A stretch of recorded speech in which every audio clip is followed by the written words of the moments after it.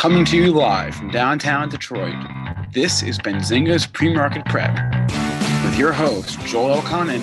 This is a volatile puppy here, isn't it? And Dennis Thick. I'm bidding a penny. I will buy the stock for a penny.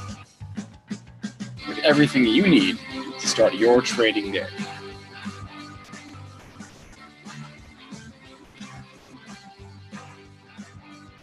Good morning, everybody. Welcome to this Friday edition of Benzinga's Pre-Market Prep. Spencer Israel here with Joel Elconin and Dennis Dick, and we have a jam-packed show today. Of course, the news of the morning is this crazy Tesla lawsuit, so we'll talk about that. That'll be a good chunk of the show. We're going to try to save some of that discussion for the end because we're going to be joined by Gordon Johnson at 8:50. He's with the Vertical Group, so he'll join us at the end of the show, so we're going to try to save some of our Tesla discussion. Until then, we also will be joined by Tommy Lackey, old friend of the show. He is the managing partner and portfolio manager at Relativity Capital Advisors.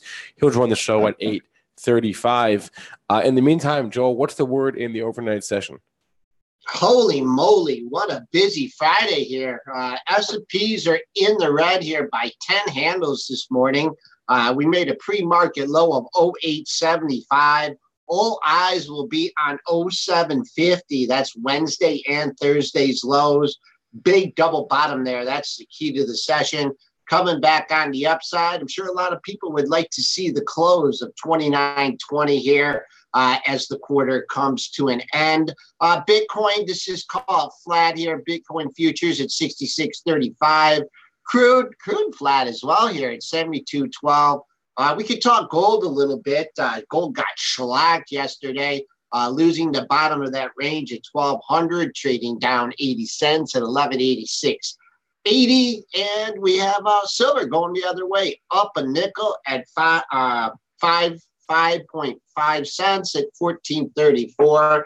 Let's bring in Triple D and Dennis. I hope you did not try and buy Tesla last night. I did. I always try to buy everything with bouncing. But anyways, that news broke and it bottom fell out of it immediately. Headline was just breaking, and I was like, you know what? Maybe it has a little technical bounce. It did. I bought it at 290. And it bounced up to 294 in a hurry, and I was like, okay.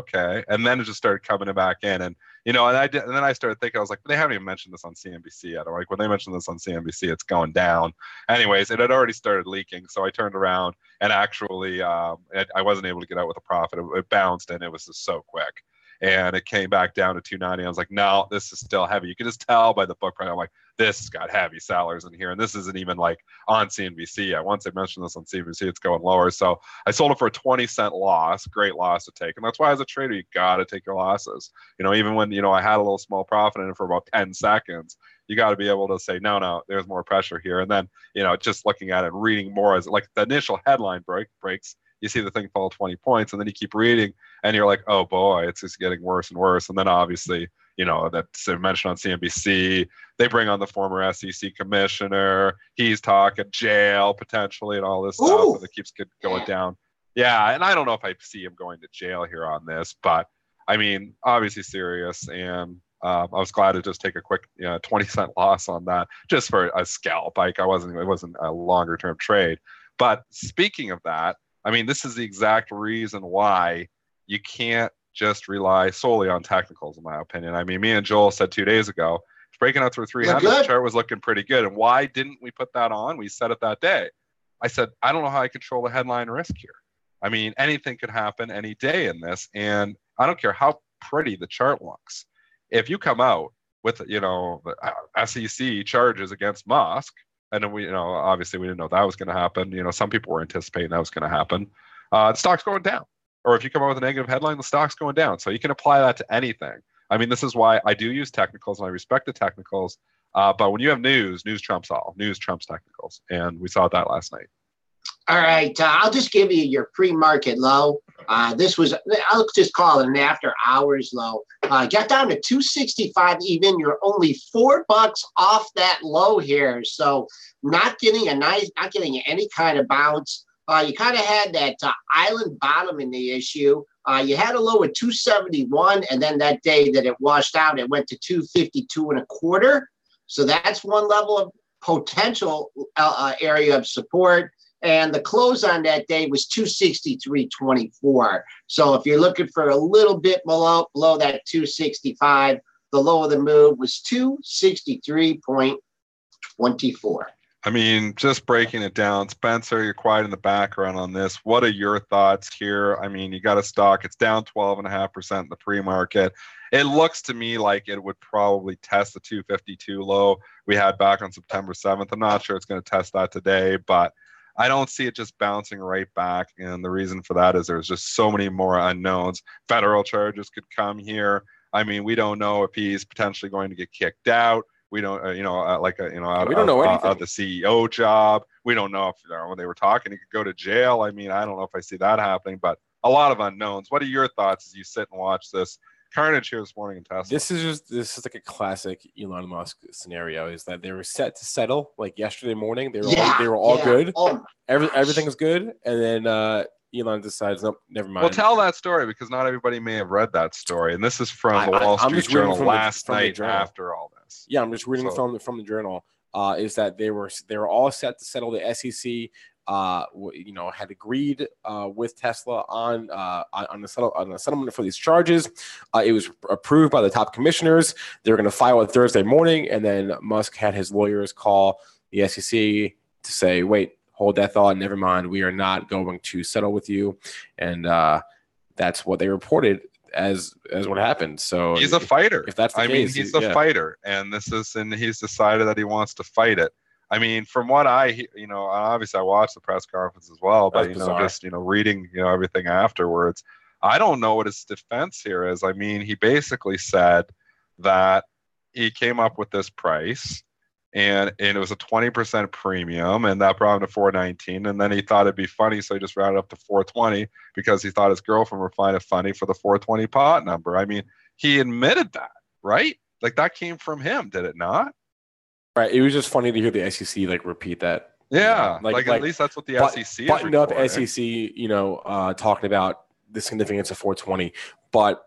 You're right. We don't know anything. And Dennis, we were saying on the pre-market show, as much as you loved the chart, this is why you got out. This is why I got out. I said it, when it came all the way back, I was like, I don't know how I control the headline risk. I said, yeah, maybe they can become profitable, but this is a complete wild card with this Musk stuff. So I was wrong. I bought it originally because, went from 380 down. And the reason I bought because wasn't it Volkswagen was saying, they could have maybe done the deal. And it was reported, afterwards that, obviously this was after the fact, after he tweeted it all, but it looked like there was potential investors that they could have potentially did this. So there was willing money, and Volkswagen, I believe, was going to be a big part of it. And then and Musk didn't really want his competitors involved in it. So, I mean, that's why I was like, man, now it's down and it came back down. And that was my thesis when I originally put the swing trade on, and it went straight down. I was dead wrong, and the market showed me that. It came all the way back up, and, and obviously I didn't sell in the whole, but, I did take a small loss on it. I had bought, I think, 314. I ended up selling at 299, but it was a great 15-point loss to take in hindsight here because the stock's down another 30 points now. But again, Joel and I were talking, 2 days ago, it technically looked okay. But I did not put the trade on because I was just too worried about something like this happening. And, it wasn't like this is out of the blue. We knew eventually it was probably going to be something going to happen like this. And some of that Musk premium is coming out of the stock significantly here today. And one final thing we mentioned on the pre-market show, we'll have to move on after this, was that, these are just charges against Musk. We don't know if there's going to be other charges related to this, to the company. Right. Or what else? So this could just be the tip of the iceberg. So if you think this is the last of the headlines, I think a lot of headlines. Well, also I would say to that, but what I would say to that, Tesla was very clearly not mentioned at all in the suit. Although for as far as Wall Street is concerned, Tesla is Elon Musk and Elon Musk is Tesla. So I'm not sure that matters, but they weren't mentioned at all last night, the company. So just keep that in mind. And I just want to say headline risk can work both ways. So if you think, okay, I'm going to short it because it's going to be another negative headline, envision this scenario. Okay, Musk comes out over the weekend and settles it. What happens to the stock then? Goes up probably 20 points on it. So right. There's headline risk both ways here. So you can't just think, oh, there's another negative headline coming out, I'm definitely going to short the stock. There could be a positive headline coming for this stock as well. I mean, we are going to get production numbers coming up shortly, in October, and they could be good. We don't know. So, and then I just think, there could, the Wall Street Journal reported that there was a possible settlement. Musk pulled it. Maybe Musk puts it back on the table now after he saw what happened to his stock yesterday. Who knows? But if they settle this thing, that stock will pop 10% in your face. So I think I'm just, maybe day trade, because typically this stuff doesn't come out during the day. But overnight risk here for headline risk is incredible. So I'm hands off on this stock for a while, just because I don't know how to control the headline risk. Final comment from Stargazer. If he's not the CEO, he can still run the company. So there's just so many unknowns. It's just it's just a tough. I mean, I can't tell you how many days or how many times yesterday and the day before I'm looking at that thing. I'm like, gosh, man, I missed the breakout. Should I chase it? Should I chase it? Should I chase it? And I'm like, no, I'm not gonna. I think I don't think I've ever bought calls on the stock. I think I played puts a few times, but I'm just glad.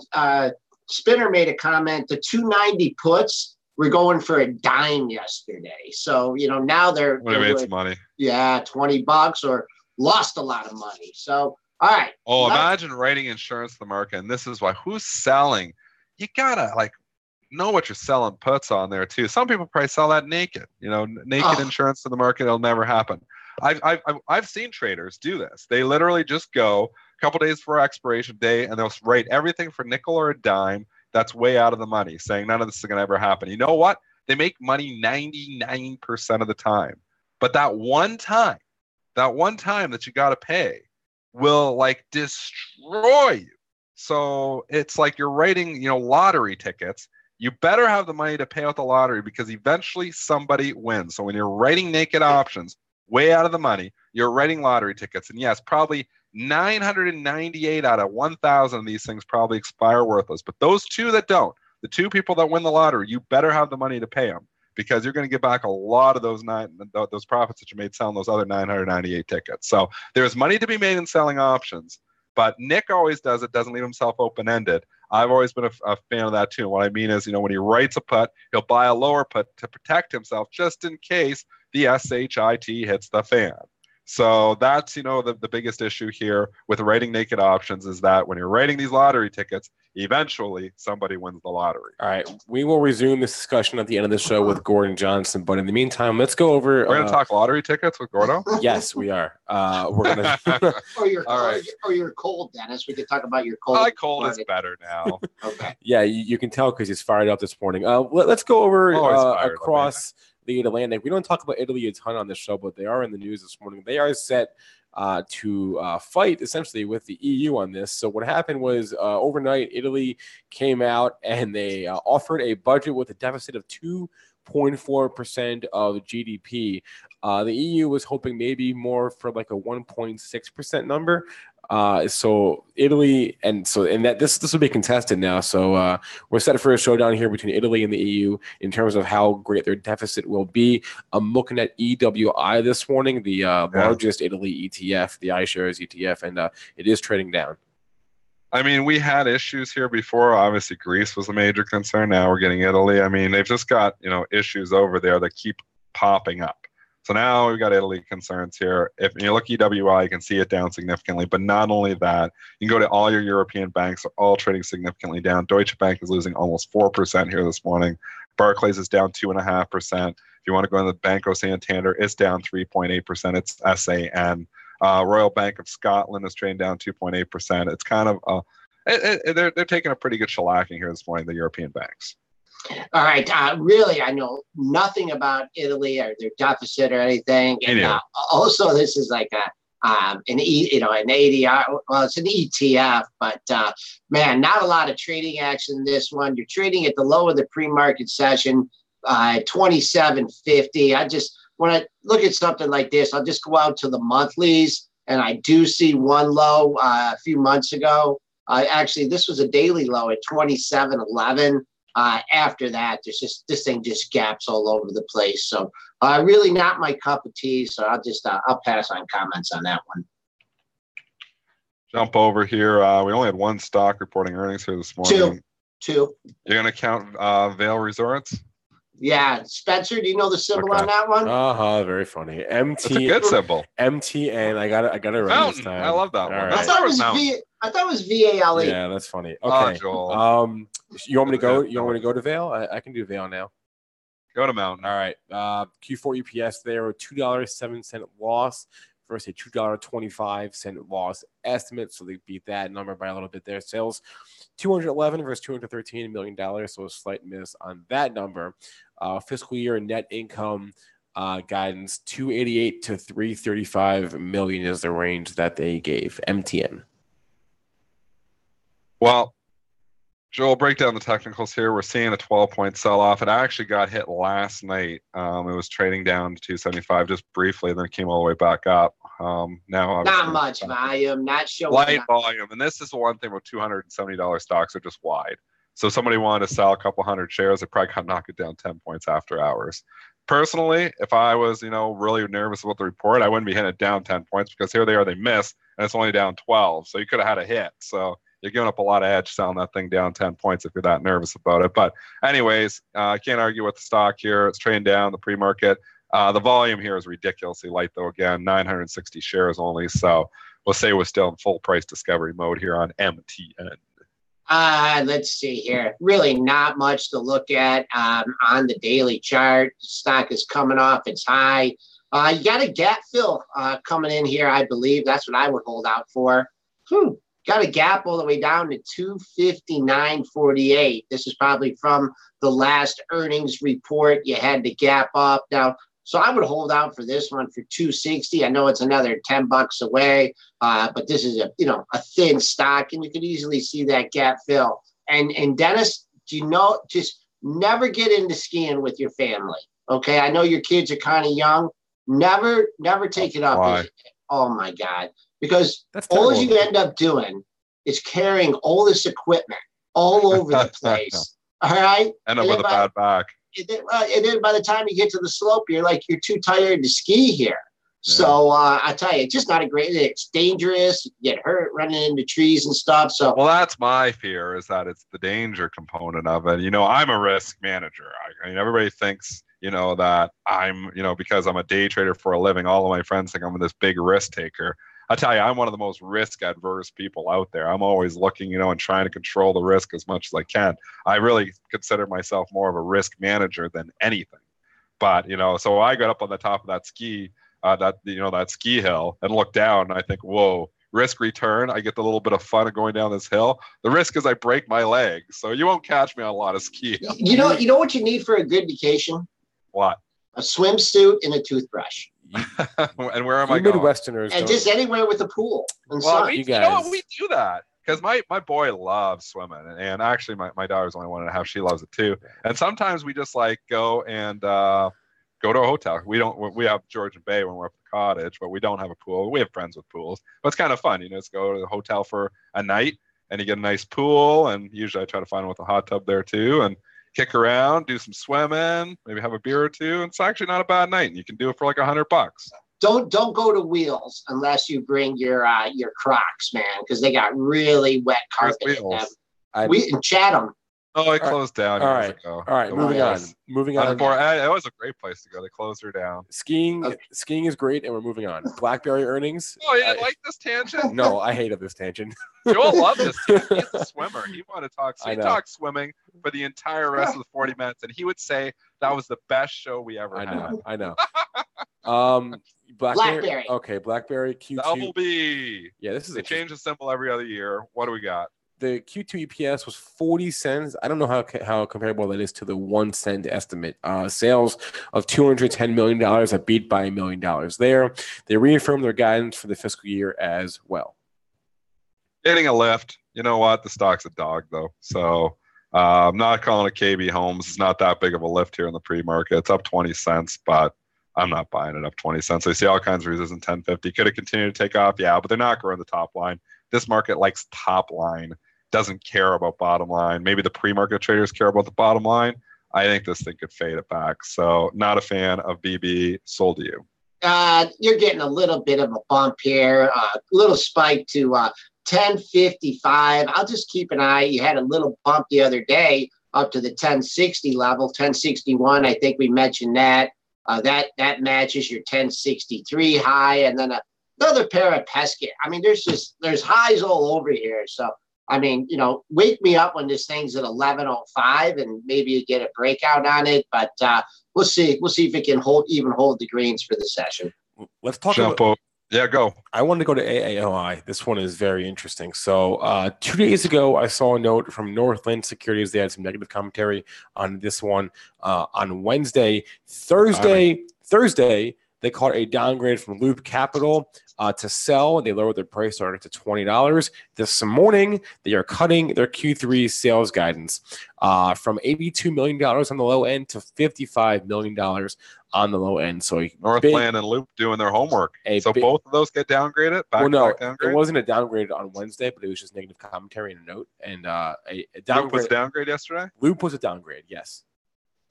Well, and then they're being rewarded here this morning. Stock down $4.50 here, down 16%. So we'll call it Kaplooey. AAOI. I don't know what to say about this thing. This thing is like now approaching 52-week lows, 22.54. You got back down to in April. I mean, you start looking below that. I mean, that's where you start getting back in 2016 when the stock came from $9-10. So I don't know. This chart is ugly. Trend is not your friend.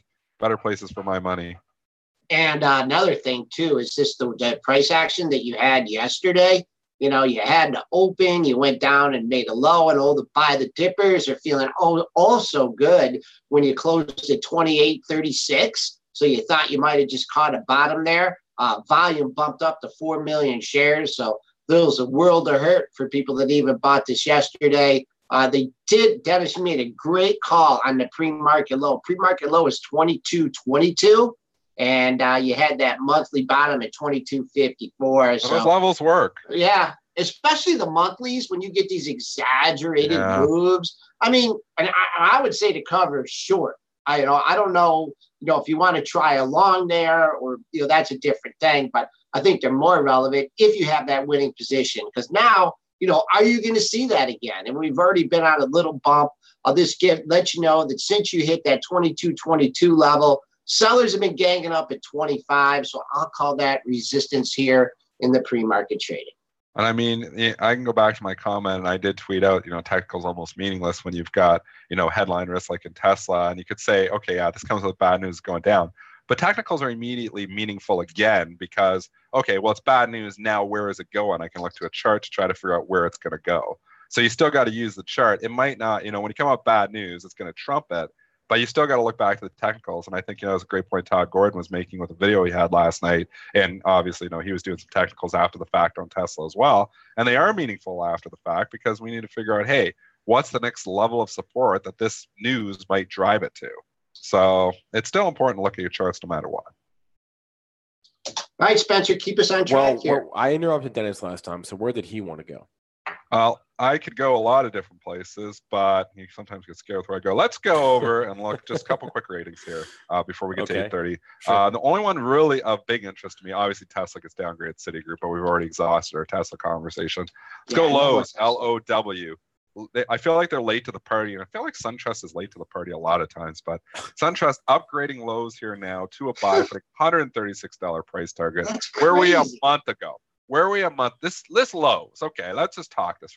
Lowe's is $95, $96, $100 here forever. I mean, go back to the weeklies. The stock was, for the entire, summer, we traded like 90 to 100, 90 to 100. We broke out and we ran up almost $20. Maybe it was hurricanes. Maybe it was, other catalysts there. Obviously, I think they had some good earnings in there too. So it was the gap and go. But now I get the upgrade. I mean, yeah, the trend is your friend. So I agree with, maybe continuing, but I feel like late to the party for Lowe's. All right. I don't know what to say. I do own it. I don't know. I'm not sure. I think maybe Lisa has this one in her IRA. We bought it a while ago. My good old buddy, Gary Bice, on his recommendation. Man, I don't know what to tell you. I mean, I do see some sellers lined up in the 116 handle in 3 of your last 4 sessions. The highest of those is 116.58. All-time high, 117.35. All-time closing high, 116.64 if you feel you want out at that. And I'm a Home Depot guy. There's just not a Lowe's close enough. I like Home Depot. I am too. I like Home Depot better as well. I like owning the Lowe's stock though. They've both been hot, so we can't argue with charts and hurricane season. These are cyclical, man. I mean, when hurricane season rolls around, these things seem to catch a bid. They kind of did it last year too. I mean, go look in August, September, and that's when those things started running again. So I think we just got to put it in our calendar to look at Home Depots and Lowe's at the beginning. When does hurricane season officially start? Is it August? Oh, yeah, in August. I was going to say we're in it, man. We're in it right now, but we need to get ahead of it because they already ran. So I think we got to start looking at these things in August of last year. Everybody in the chat, remind us in August, put it in your calendars to start looking at Home Depots, Lowe's, and generic GNRC because it seems like whenever we get into August, September, these things get a lift. GNRC did it again. It actually took till September to blast off, but it did. It's obviously come back down since, but there's always a bad one. It seems like there's always one hurricane that's going to be a bad one, or at least make the market nervous. And these things catch a bit on that. So there's some money to be made trading ahead of these hurricanes. Dennis, I would just say that I did mention Generac in late August like 3 times on the pre-market. Well, you got to yell at me more. And every time I brought it up, you guys were like, no. No. Yes.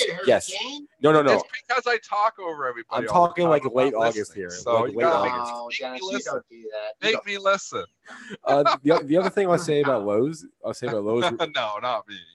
Real quick though, back to Lowe's, I will note that looking at just the ratings calendar here, and there are about 15 or so analysts that cover this stock, and like 13 of them have buys or outperforms. So the contrarian in me is that sticks out.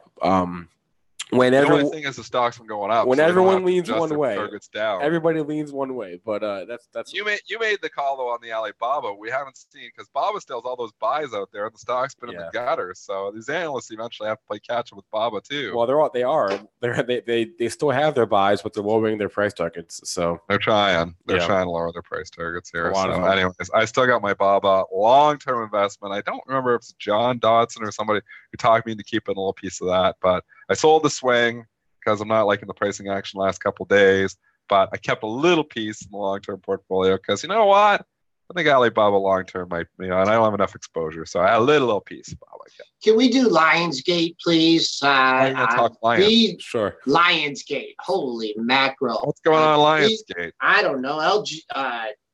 BZ Tokyo. I own this. Is that Benzinga Tokyo? Is that what the BZ stands for in the Google chat? Probably. Is there news on this? I own this stock. What is the LFG? It's LGF or LGF.B. All these media stocks have 2 listings. Yeah, why? That's true. I don't know. They want to controlling interest in them. There is no news that I've seen this morning. I don't see any news. It had a big lift yesterday, though, so I didn't even notice that. So that's good for me. I'm down in this stock. I think I bought it like a month ago, so I probably bought it like 22. So I'm looking at the LGF.B. Which one's the cheaper one? I'm cheap like that. I probably bought the cheaper one. Yeah, I did. I would have bought LGF.B. I think I paid 22, so I'm still down in it. But reason being, I still think there's going to be content is king. They're producing content. Same reason I own AMCX. I think it's cheap content play, and I think eventually there could be, some more rumors or potentially an acquisition here. So wildcard. I own Lionsgate and AMCX both because I feel like content is still king, and these are cheap content plays. No. For some reason, I'm not getting any 15-minute data. I don't know. I must have messed up my chart here. But anyways, nice day yesterday. Caught a bid. The only thing I can say here is yesterday's high, 2162 BZ Tokyo. And then I see a trio of highs between 2163 and 2174. So you clear that hurdle, and you got another leg up into the 22 handle. Jump over here in the chat.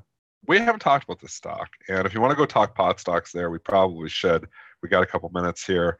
IGC, this thing has been blasting off as another pot play, and it seems like they rotate from one to the next to the next. They find the next pot play, and this India Globalization Capital company, I don't know what they do, but it's a pot stock play. Spencer, how is this a pot stock play? Explain to me how India Globalization Capital, what's their product? I believe it's just a retail storefront. Let me see. They're so hungry for pot this market. Oh no, it's cannabis for medicinal purposes. I don't honestly. Oh, I don't honestly know. I'll be honest. I don't know. Okay. Is this a real one, or is this one that's just like this going is on the headlines there are so many. Isn't you can't keep track of all of them. Okay. Based on the name, I'm assuming they're just a investment in. They entered the cannabis. hemp CBD infused energy drink space. Okay. I mean, everybody's trying to get a piece of this. So yeah, this is hot. I'm going to tell you, I'm fairly confident saying we know how this story ends. I don't know where the top is. I think when I look at this thing 6 months from now, I think it's $1 again. So it's a hot potato, in my opinion. This is all my opinion. Game of hot potato. Whoever gets stuck with it at the end is going to be left losing some money. So play it. Trend is your friend. Do what you got to do. But know that there's a lot of risk here, and don't stick this. Like I would say, in my opinion, I would not be sticking this in my long-term invest portfolio and not looking at it thinking it's going to be a $50 stock. I think if you put this in your long-term invest portfolio of 536 and look back at it in 6 months, you're going to be down 80 or 90% on your money. So play it. It's hot right now, but I'm not a believer, and I don't even know the story here. I just know from what I see, they're getting into the energy. Everybody's just trying to cap it. It's like the blockchain thing all over again. So, and we know all those stocks eventually hit the gutter, but they could stay hot for a long time. So I'm not saying go out here and short it at 533 because it could be $10. We don't know where these things go. So just be cautious if you're buying and thinking that this is the next big pot play, because this has already had a huge move. 580 was your high back in March of 2012. Your pre-market high comes in at 590. So, clear over $6, and who knows where this thing's going to go. So that's all. There's no way. There's no way what? There's no way to know how high it's going to go. I know. But do you agree with me when we look at this chart in 6 months, right on our calendar, look at this chart in 6 months. I'm saying this is back at $1. What do you think, Joel? Joel said no comment. I don't know. I mean, I listen to Tim. You think it's higher? I'll go. I don't think it's higher. I'll go steak dinner bets all day long. I'll do you one. I'll even give you the edge, and I will say this stock is under $4 when we look at this thing at the end of the year. Under $4. You're crazy if you take that bet, but I'm not. Will you give me 3-1? No, I'm not giving you. Okay, then I'm out. But I'm giving you the edge. It's 528 right now. It could be $10-20. Anyways, I don't know. Like I said, I think, I mean, as far as me, like, predicting tops and stocks, these wild, crazy stocks, I mean, I'm not very good at it. I'm not good at picking bottoms in them either. So, well, we did pretty good on the Tilray. So, both of us picked 97 that day. We got it. So don't say that. Don't okay. Yeah. Okay. We did dang good picking the bottom of that one. So I was talking that day in the pre-market. Well, so I was talking. We aren't always good at it, but we called that one, man. I was talking to someone yesterday, and they said that you picked the top in Tilray. And I go, oh, you must have caught him on the 6th time on the show when he called the top in it. No, it's those stocks are tough. Okay, tough to play. You only let me just say this: on the pod plays, Afri has come down pretty good here now, 1760. It's a real company. Its valuation is still ridiculously high, but we saw Aurora Cannabis, get the U.S. listing and get a huge pop. I think Afri could eventually get that U.S. listing there too. So it's a little bit of a wild card there. But if you were looking at, one to buy, I'm not saying go and buy Afri here because the valuation's crazy. But if I had to buy one right now, I think I would lean towards Afri because I think they could eventually apply for that U.S. listing and get it at like a regular listing, because I know they're traded under over here of HQF. But you get that regular listing, that thing will pop like 20-30% Canada. So it's APH over in Canada. I don't mind it, man. I think there's an opportunity there at APH.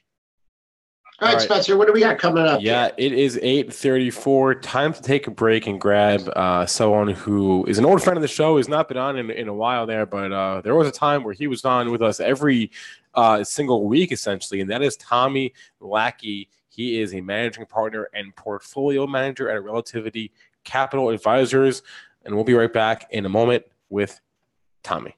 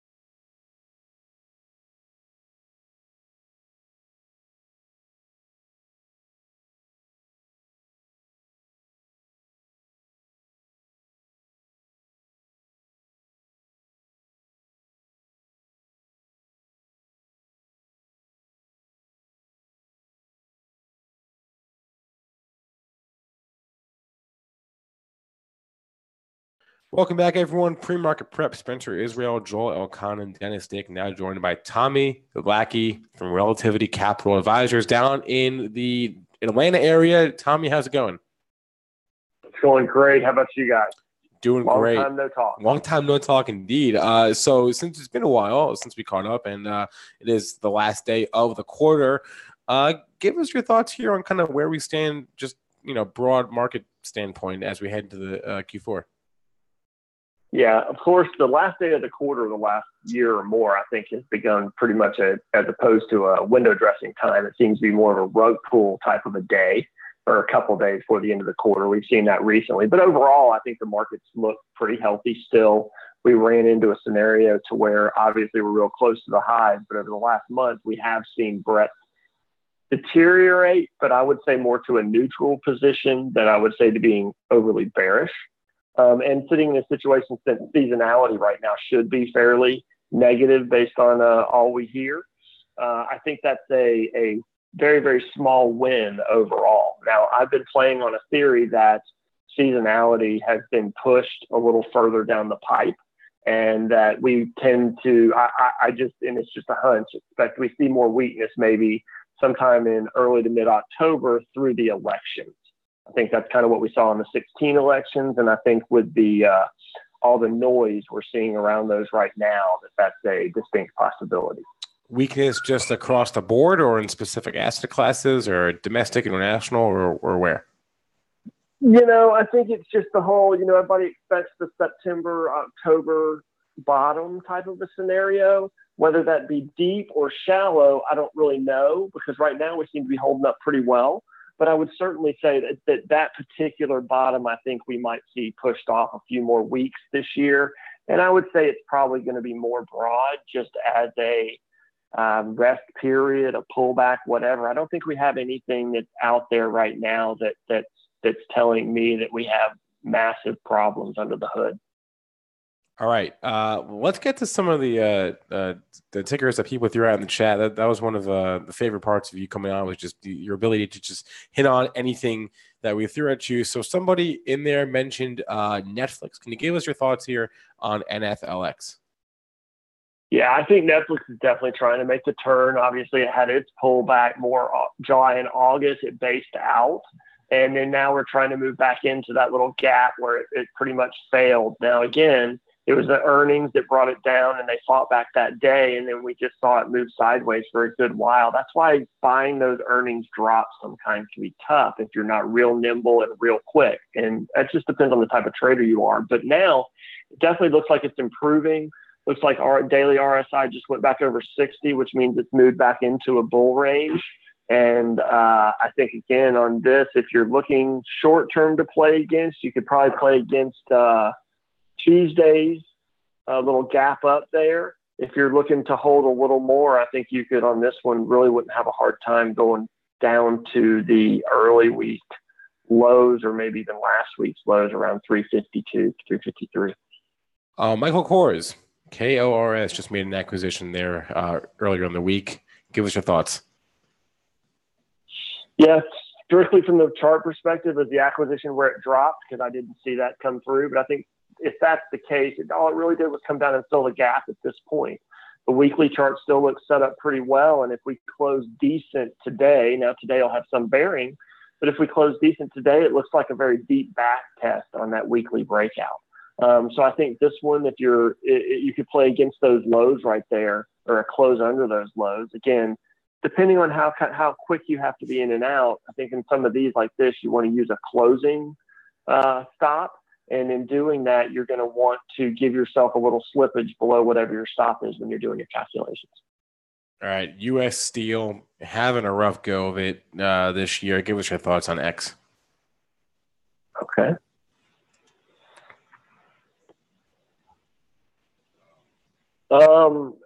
Looking at X, I think you're looking at one thing to go back on Netflix, the OI or option. Some of the big notable trades on Netflix have also turned bullish recently. So I think that's something we got to make sure we're focusing on, as well as some of the sides and areas like that. But on U.S. Steel, again, it's trying to base out. It's easily played against those lows at 28, about 6 or 7%. If you're someone who's playing for this longer term move back up, if you're playing from a real short term move, I think you've got to wait until it gets back, over this last week's basic high to even try. But then you've got that next little set of the August. Can't call them highs, but the end of August consolidation that you've got to worry about. But one thing I will say about it on the daily, it's got a big volume or volume at price area here, a volume zone here, that if we get over, it goes into a volume void, or what an old friend of mine used to call a Kirby, all the way up to the 36 to 38 range. So if you have a little patience playing a 28 stop against 28 to move back up to 38, I don't think that's a terrible way to look at it if you like the name. What about World Fuel Services, INT? INT. No, I'm going out one I didn't even see in that chat. All right, I got to make sure I get to a couple of these guys that I did write down in a minute. So let's make sure y'all don't let me run time. INT is a situation to where it's just waiting on a breakout. It's playing around up here at the highs on the daily. And then you zoom out to the weekly. And if it breaks this level here on the weekly, then you do have a look for a move back up into the high 30s, 37.5 range, where you've got another big volume area on its way down. But, you got to be real careful with something like this and watch it, because looking at its history on the way down, it has a lot of big fails. So again, you want to be real careful with how you position yourself. You want to make sure you adjust your position size accordingly if you decide to go for a break over 29 on this one. Were you looking at Bristol Myers, BP, and Dropbox, that comment? Yes, sir. Okay. Yes, sir. I just wanted to make sure we didn't. Sure. So let's start with BMY. Let's go for it. Again, this one has just continued to climb gradually off those lows from April of this year. And it just keeps wanting to motor higher. It's in a good zone on your Bollinger Bands and on different scenarios like that.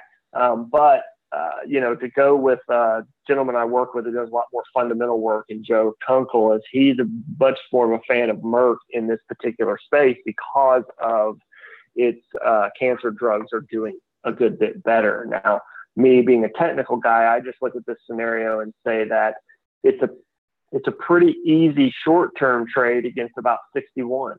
It's basically doing a back test of this small range break it just had. So versus 61, again, though, this is a slower name, so you might want to look at it longer. So I think I would put my stop around about 59.5 and then just give it some time if you think it's going to continue to work higher. Its volume footprint looks good, and most of its other technicals look decent.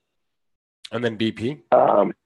BP is one that the first thing I have to say about this, and you got to look at this on all overseas names, is in charts like this, gaps are completely useless, because since they trade on another exchange, you're going to see gaps all the time. So don't even try to use those as part of your analysis. BP looks like it's up towards the breakout zone and all of that, but honestly, I would have to let it settle a little bit here. Too many days pretty much straight up for me to want to try to enter here. But it is close to that weekly breakout level. So again, longer term trader, maybe you start scaling into this one over time and looking for that breakout. Shorter term trader, I would probably want to see if it could get back to around 45.5 or so before I started looking and seeing what kind of little base it builds me there, flag or anything. And then recent IPO, Dropbox. Yeah, these are tough for me, and I got to say, because they don't have a whole lot of history to them. But just looking at a situation like this, again, I think you almost have to play this one against the lows if you want to play it at all, because volatility is probably going to be big down here. But, you're going to be looking at those opening week or whatever lows you're going to be playing against right now, which is around 27.50. So I'd hate to wait until after 27.50, because once it breaks, it's probably going to break fast. But it is one of those areas to where, you've got a 7 or 8% stop easy. So you need to make sure you position size for that and realize that, again, a fast mover, you could easily have some slippage under that 25 level, even if you put your stop there. All right, here's one that's just sort of hanging out here. Progress Software, PRGS. Okay, PRGS.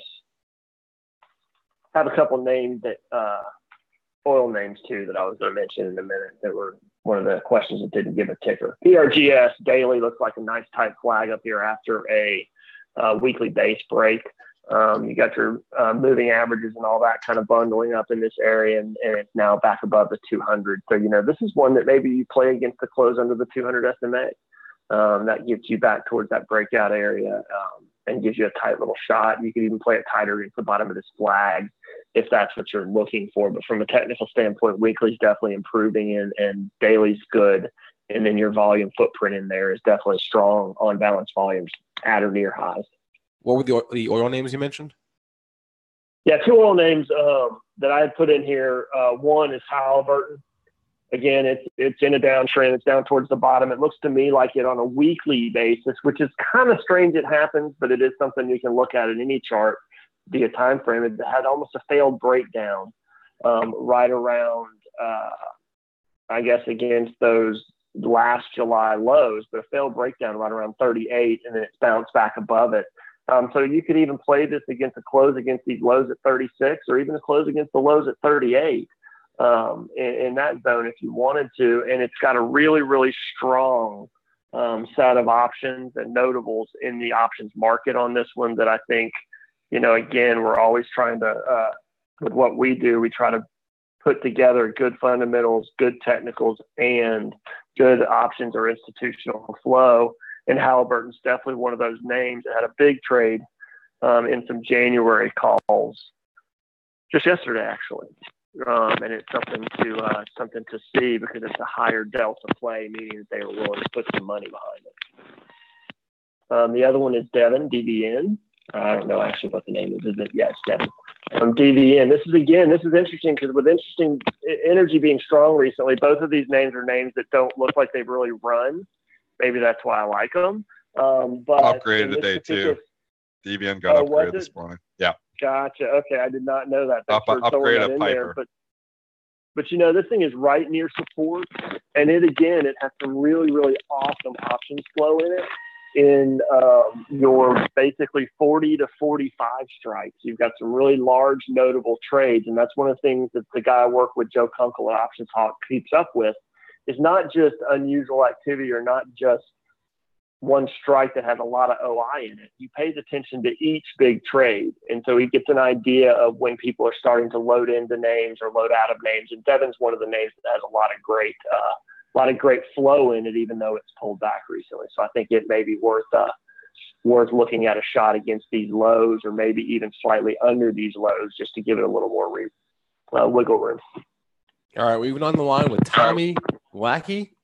Relativity Capital Advisors is his firm.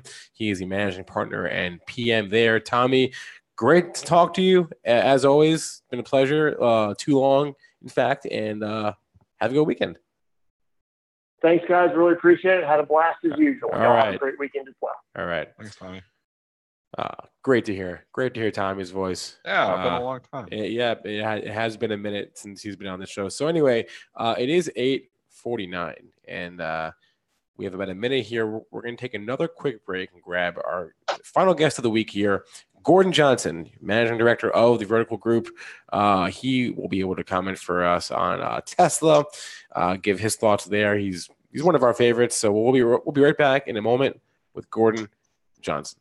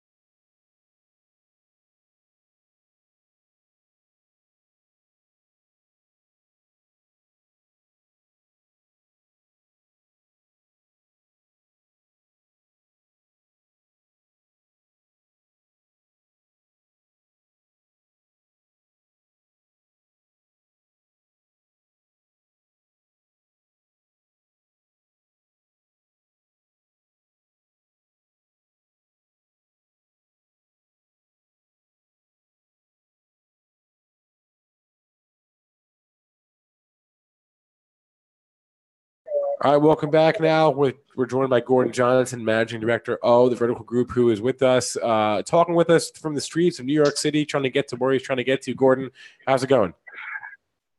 Good. Thanks, guys, for having me. All right. What was your initial reaction to yesterday's headline with regards to the SEC suing Tesla, suing Elon Musk? Yeah, it's as we expected. Look, we think fraud, and this is our opinion, is in the DNA of Tesla. And this was the most obvious, manipulation of stock we've ever seen in our career. And I think it was an easy case for the SEC to make.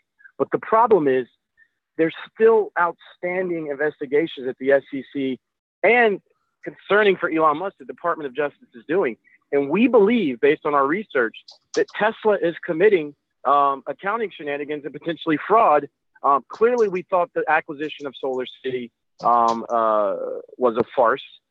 We believe that Solar City was insolvent when Tesla acquired them. You saw Solar City's business collapse, and there's claims that they inflated the numbers there to get the valuation up. We're hearing of customers actually paying for cars, going to Tesla dealerships, paying for cars. They're being told their cars are there, and then the cars aren't delivered. We believe Tesla is doing that, as well as collecting deposits and configuration deposits and then delaying the deliveries to boost cash in Q3, because we believe they're doing a lot of accounting shenanigans.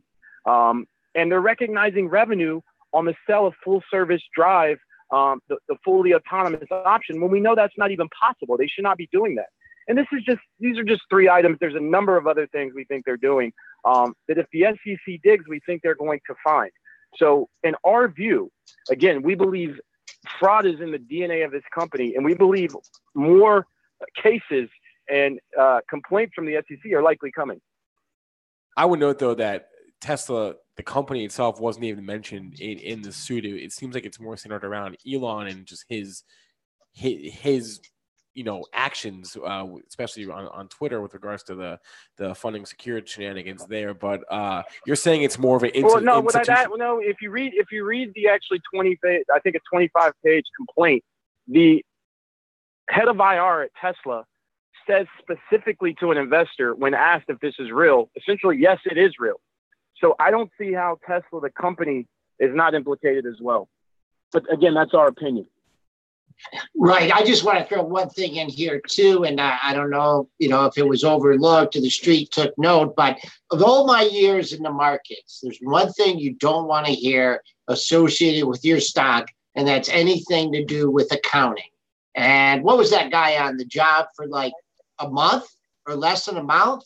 The new accounting director comes on and resigns. So, there's a lot of reasons I'm hands off on this stock. So, but Gordon, you're talking negative here. What could be the best case scenario here? Like if everything fell in line here, what do you think the best case scenario is for Tesla going on down the line? Yeah, listen, we think the best case scenario for Tesla is a Chapter 11 filing where they restructure the debt, and the company brings in a real CEO who knows how to run an auto company. They completely revamp their manufacturing operation, because we know that their manufacturing on the current structure they have, they're losing money. But under that scenario, the stock is massively lower. And it seems like they're not willing and not even considering doing that. And I found the statement by the board this morning, or maybe it was last night, fascinating, because they're effectively saying, this guy is of high integrity. We're standing by him.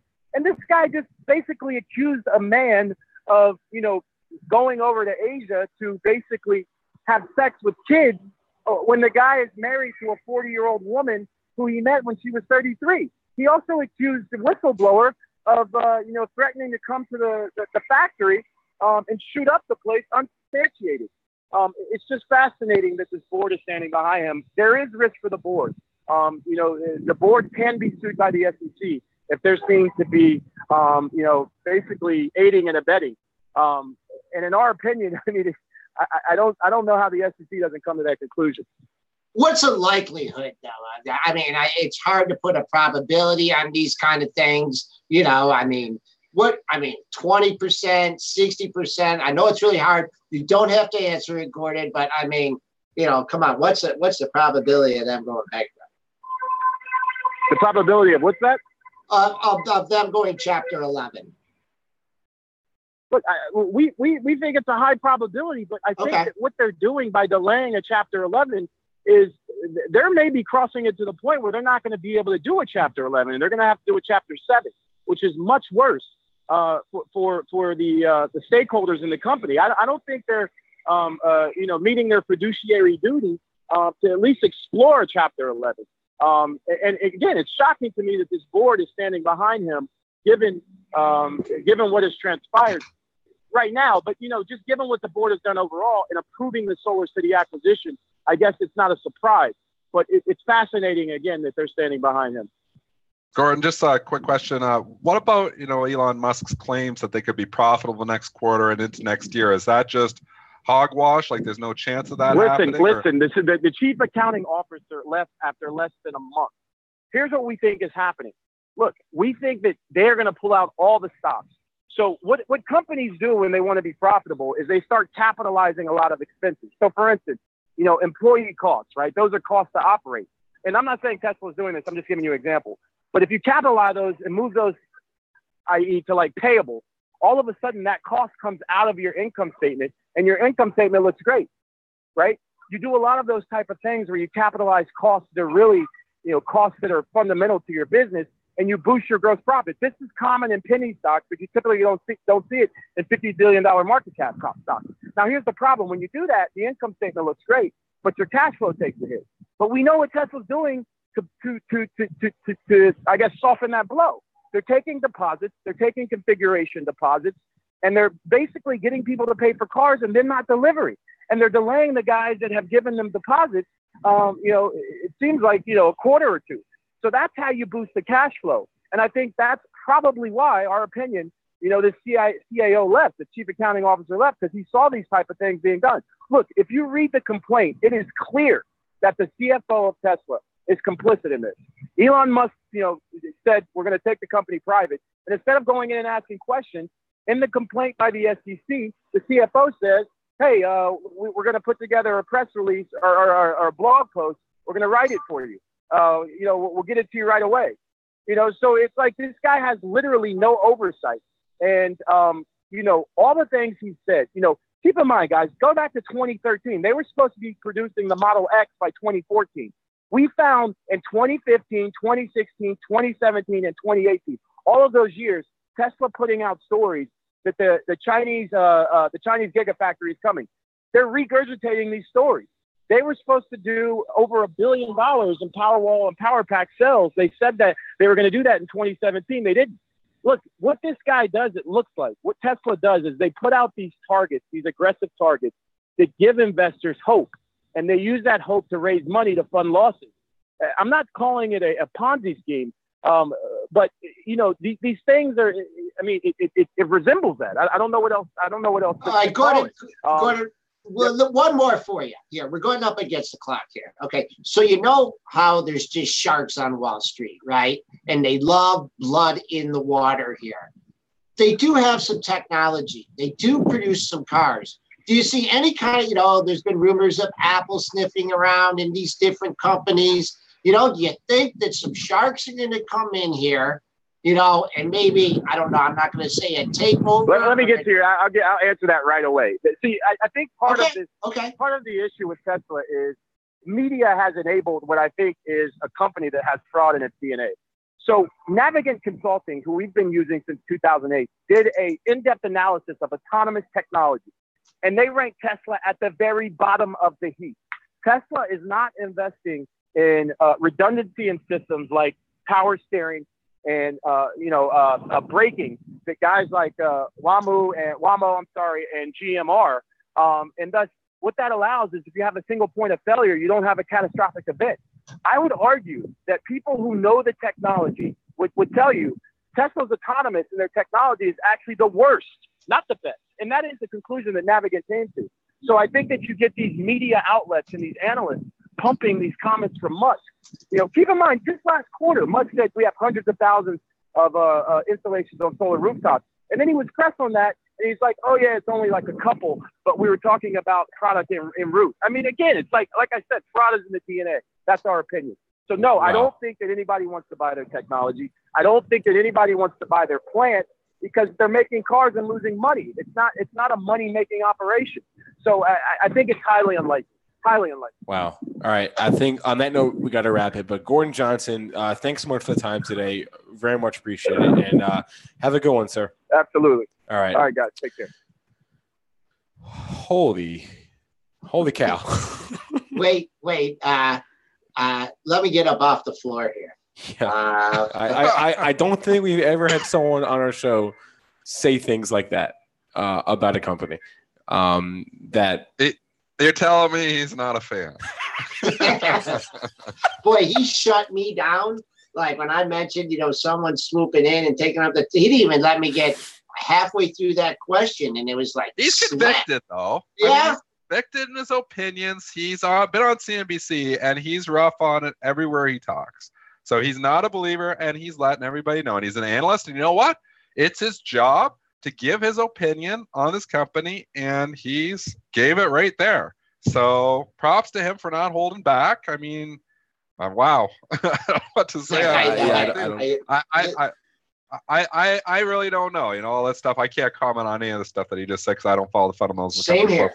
But that's a strong opinion. It's a stock I haven't traded and will never trade. So, all right. I trade it, and I day trade. Yeah. I day trade all the time. I probably won't day trade it until it's news, and I've had it in the swing trade portfolio too, so I do trade it. But man, I tell you, I don't know how this story ends. I really don't know. I'll tell you, the cars are awesome. The cars are cool. This is my opinion. The cars are really cool. The valuation has always been an issue for me. Because obviously it's trading with a valuation higher than GM, which has never made sense to me. But there is analysts out there that believe they're going to be more efficient at producing the cars eventually, and there's some believers out there too. So not everybody's like Gordon. There is definitely some believers out there.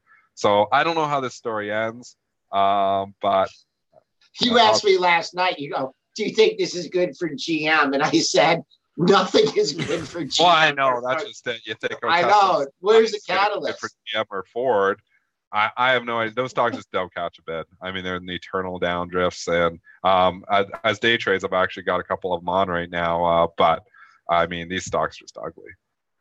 Okay, Spencer, you can wrap things up and then preview the show. Okay, well, that was a good note to end the week on. So that is going to do it for our show today. Yeah. And thanks to Taylor Cox on our news desk. Yep. Big thanks to him. He contacted Gordon yesterday, so I just wanted to give him a special mention. Hardworking guys on the Benzinga. For sure. Hat tip to Ty on that one. Real quick, we are coming up on the 2018 Benzinga FinTech Summit. It's your chance to talk to some of the biggest names in their brokerage and payment space. People from TD Ameritrade, Schwab, E-Trade, Ripple. The co-founder of Venmo will be there. It is November 14th in San Francisco. If you go to bzsummit.com and enter the promo code PMP, as in PreMarket Prep, PMP, the first 10 people who enter that code will get half off their ticket. So bzsummit.com for the Benzinga FinTech Summit, November 14th in San Francisco.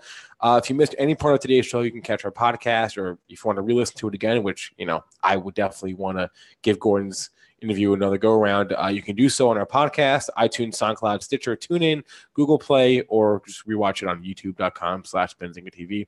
Thanks to Gordon and Tommy Lackey for joining us today. Thanks to all of you in our chats on YouTube and premarket.benzinga.com. Hope everyone has a good weekend, and we'll see you on Monday.